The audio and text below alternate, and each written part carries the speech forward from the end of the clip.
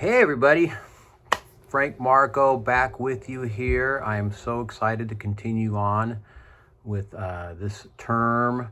Enjoyed working with you guys in the past, and as you know, leadership is my area here, so I'm really excited about this particular class with you.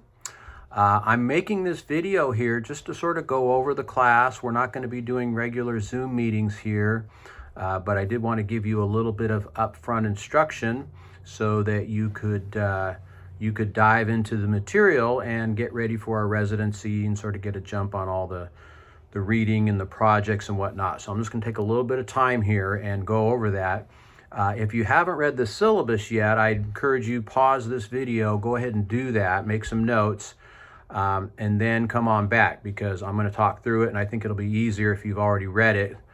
What I'm going to do is clarify. I'm not going to read through the whole thing. I'm assuming you guys can read it on your own, but I'll just kind of hit some of the highlights, sort of talk about the nature of the class in general, and then give you guys your marching orders so that you're ready to go. All right, so hang on here.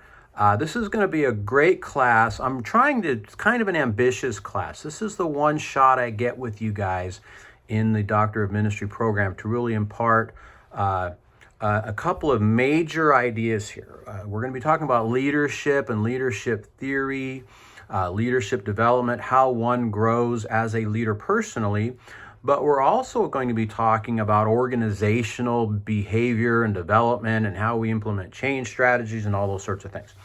So in an org leadership program proper, you do those in a couple of different classes, and we do that in the master's program of organizational leadership here in several classes. But again, you know, I get one shot to really sort of cover a couple of major areas, and you're not going to get this anywhere else in the program. So I've taken on the responsibility to kind of cover a lot of ground with you here because I think both of them are important. And you know, to me, if you are leading with a doctor, you know, behind your name or in front of your name, wherever it goes, these are concepts that you really should be familiar with. And moreover, these are the kinds of ideas that are going to help you really have a strategic impact on those organizations, ministries, businesses, wherever the Lord has you. So the first half of the class, we're really going to focus in on that personal leadership angle. So organizational leadership, what are some of the main ideas, the main theories? How do I grow as a leader? How do I think about developing others as leaders? So we think about leadership development, not just personally for me to grow, but also how do I develop a culture where other people are growing? Do we have the right kind of environment? Do we engage people? Do we empower people? Do we encourage them to really think about themselves as leaders and to get the kind of experiences and opportunities and challenge and support that they're going to need in order to grow as leaders?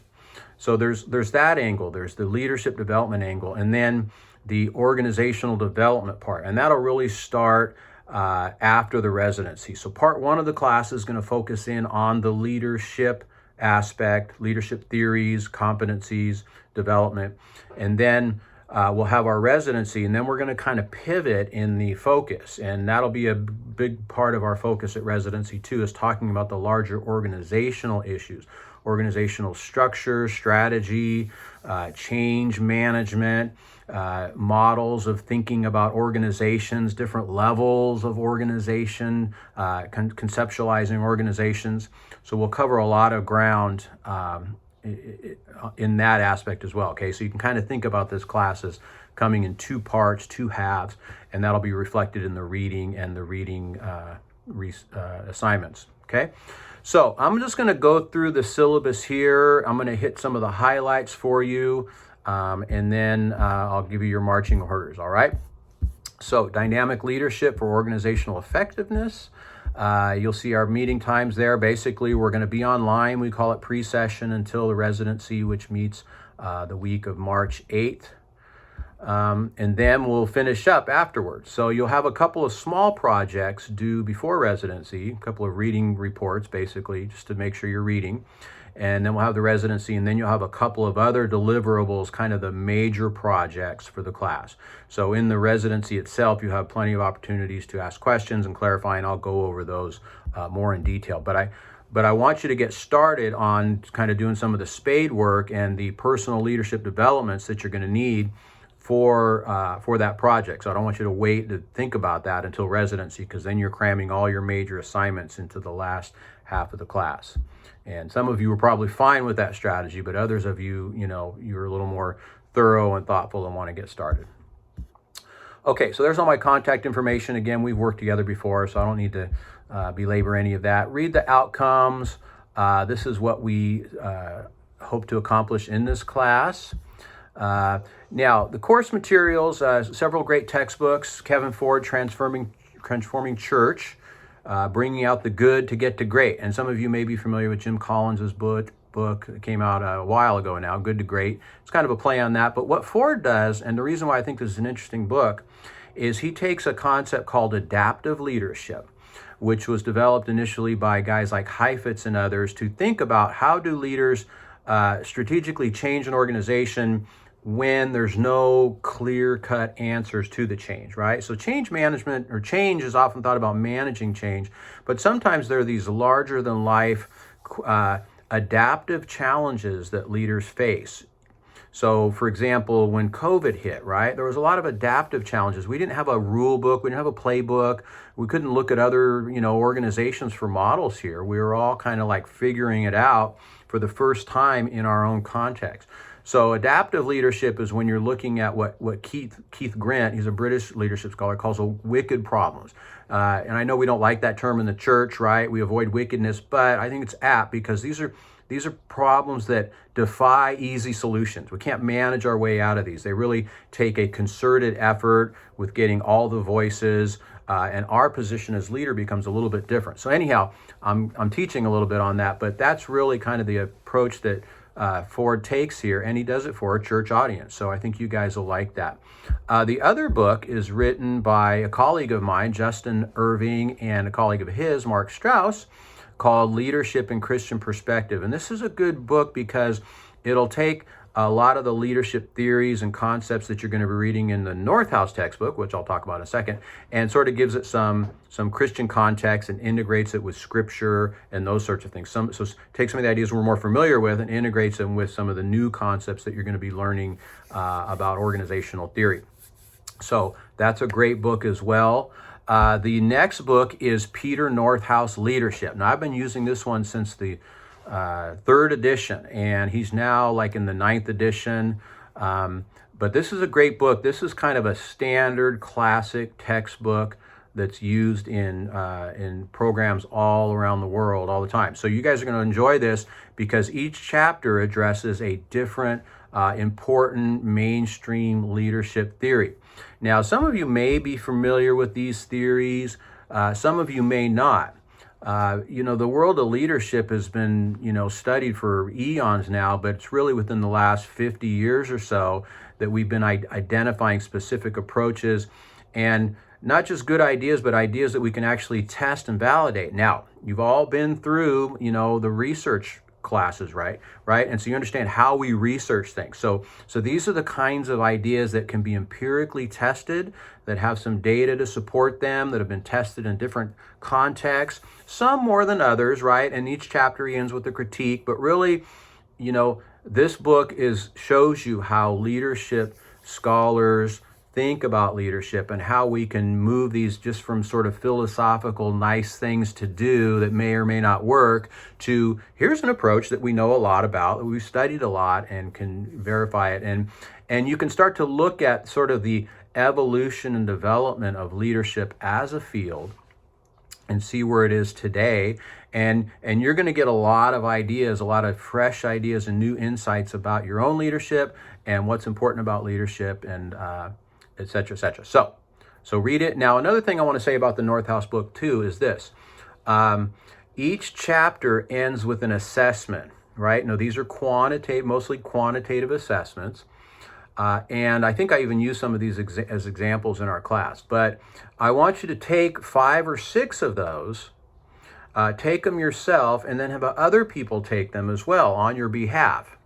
And you're going to use those for part of your leadership development plan that I'm going to be talking about here, the major project for this class, all right? So not only are you reading the chapters, but you're using the assessments for this larger project, which I'll be talking about in just a second. Now I have a note in there. If you've already read Northhouse, I want you to use another textbook. Let me know if that concerns you, etc. Now, the last textbook here, Reframing Organizations by Bowman and Deal. This is another kind of standard. You can see it's in its 6th edition. I've been using this one for a long time as well. Great textbook. This is a good introduction to organizational behavior and some organizational theory. Lots of great relevant, examples. It's a, kind of a business textbook, so the organizations aren't churches per se, but there's other types of organizations, government, and I think he has some nonprofits in there, which you guys will glean from. So a great one-stop shop textbook. He uses this 4-frame approach, which I love. 4 different frames that we can use to think about organizations: the structural frame, cultural frame, political frame, and human relations frame. And I'll talk about this in class more, but I really like this approach. It's a great conceptual model for thinking about all the ways that we can envision what's going on in organizations. So that book will really jump into the second half of the class. This is sort of that part of that broader organizational perspective. So you don't have to worry about it too much now. Do get your hands on it. We'll be reading it after residency. And then I have a couple optional texts in there as well. Okay, so what are we going to be doing here? In-session activities and participation. It's going to be kind of, no, not in session. In session, that's actually the residency, okay, 20%. Pre and post discussions, not a whole lot. I've got one for you in week 1, and I think we're going to do a follow-up at the end, but really there's not going to be a lot of ongoing discussion in this class, and some of you are saying hallelujah. We've got a couple of book reviews, 10% each, and then we've got 2 major projects. So you've got your leadership assessment action plan, and then the organizational research action plan, and then the presentation project, and I think that's going to be part of our like one of the last things we do when we follow up online. Okay, so pre-session is going to be online primarily this week. The analytical reading reports, this is pretty standard for 2 books, for the Transforming Church, and then also for the Leadership and Christian Perspective book. Okay, so I've got some due dates there. I'm trying to spread it out and make it manageable. Both of those I'd consider like pop press, right? So they're not too technical. You should be able to get through them fairly easily. And then, of course, we have our in-session requirements, and I want you guys to be all prepared and read up for that so that we can jump in and interact. I think the more you guys do ahead of time, the more the reading you can get done and engage the material, the more interesting the sessions are going to be. Okay, so those 2 books are due in total. And then Northhouse, I want you to be chipping away at that and getting some of those assessments done. And you'll notice in the outline, in the course syllabus, I have assessment. So I'm assuming you're going to be reading chapters, I would say 1 or 2 chapters from Northhouse each week, and be thinking about the assessments. In fact, it's not even too early for you to start doing some of the assessments, so that when you actually have to do the project, which is due later on, you've done a lot of that. Let me see if I have a due date for that. Yeah, so April 3rd. So that's about, almost a month after the residency. So you could defer on that, but I would really encourage you to start reading those chapters and start taking those assessments yourself, okay, at the minimum. Do at least 5 of those. I would say a goal should be read at least 5 of those chapters. And you might be saying, well, there's 16 chapters. Which one should I do? Read the first couple introductory chapters for sure. Overview and evolution of leadership theory, trait theories. Read the first couple. And then if you want to skip ahead, if you want to do like gender and leadership, if you want to do authentic leadership or servant leadership, he's got a chapter on in there. I'm going to let you guys decide which one you want to do. I would encourage you to read the whole book because it's all important and, in my opinion, but you're really only accountable for 5 or 6 of those theories for the paper. All right, so enough said about that. And then the final organizational research action plan. I'll talk more about this one in the class, so I'm not going to really spend a whole lot of time here other than to say you're going to do a pretty substantive paper. I would say at this point be identifying an organization. Most of you work within an organization, maybe a church or a ministry or business that you can use as your kind of case study here. And if you don't have one, find a friend. You know, you have to get access and you have to be able to do some field research to really understand these concepts. So be thinking about a place that you can do your project at. Read through the instructions there, and that'll help you. All right. And then there's a schedule for the class there. And so you'll notice here week 1 is intro overview. That's kind of like what we're doing now. And then week 2, 3, and 4, you'll be doing the various leadership theories. So again, I just say theory 1, 2, and 3, and I'm not giving you specific ones because some of you might want to do different theories. You may be interested in different ones, so I'm going to leave that up to you. And be chipping away at those assessments. So do those leadership assessments on yourself. And then I have some timelines there for the reading of the Ford book, finishing the Ford book, finishing the Irving report. I have the due dates for when these various assignments are due, et cetera, et cetera. And then we have our in session right there, right? Week 9, and then we move on to these other topics, et cetera, et cetera. And then I have the schedule for our actual meeting together. You're so interested. All right, so I'm going a little bit long here, but that's a good overview of the class, of the concepts, of the assignments. If you have any questions, you're always free to reach out to me and ask me. I'll probably get a few from some of you because I know some of you want to know details and you want to know specifics. So I'm glad to help you out. So that is it for now, ladies and gentlemen. Again, I look forward to working with all of you. There's only one thing due this week, and that is really primarily to make sure you're intending to participate in this class for purposes of financial aid and the registrar, right? So I have a question posted for you. Please do that by Wednesday, at least your initial response. Follow up with your colleagues by Friday. And at the end of the week, that will be used to take attendance for week 1. And if you do not participate in the discussion, the registrar and financial aid will be notified, and a big pile of bricks will come on down on your head. So, no, I'm just kidding. So, but I do participate. It is important that for the school that you participate in week 1, okay? But then primarily you guys are going to be on your own. I've given you a schedule of reading. I've given you some assignments, and then we will convene together here for 3 glorious days of residency where we'll kick around all these concepts and I'll clarify the assignments. We're going to have some great discussions about leadership, about organizations, and all these things that are so important and that I'm so passionate about and can't wait to share and impart with all you guys. So that's it for now. God bless you guys. Look forward to working with you, and keep in touch.